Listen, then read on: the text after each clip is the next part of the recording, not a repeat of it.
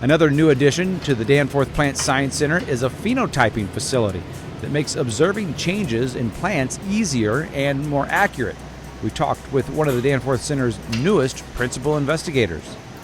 So this is the Bellwether Phenotyping Facility. It's technically part of the new expansion, but it was built in 2013, so it was probably the first part of the expansion. And it's a very special facility. It can house 1,140 plants. So they grow in a very controlled environment. That means we can manipulate that environment. So we can say high light, very, very hot. We can also impose very controlled drought. Every pot on the system has an RFID chip. And that means that the pot, we're collecting metadata on every single plant. So we can lift the pot up and take a measurement of weight, and we can water it to give it water to a very exact amount.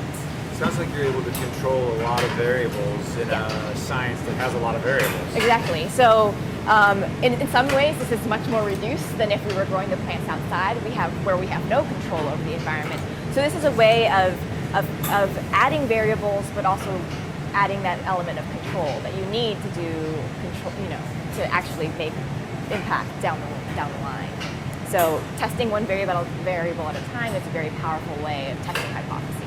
One really hard thing about plant science traditionally is that you have to destroy the plants when you want to measure them. If you wanted to know how much mass there is on that plant, you'd have to cut it and then weigh it. With this system, instead of destroying the plants, we can take images of those plants and then model the weight. So we don't have to destroy those plants, so we can measure them every single day and look at them through their growth cycle. So we get more repetitive measurement, and that way we get higher accuracy. It sounds like a little bit of what we heard upstairs, and that is, it sounds like you're speeding up the science that you're doing here. Yeah, I mean, I don't know if you can imagine watering 1,140 plants, but it would take a lot of time. It would take a lot more time than we have people for. So this system is a way of speeding up the science, because now we don't have to do that. The technology is doing that for us.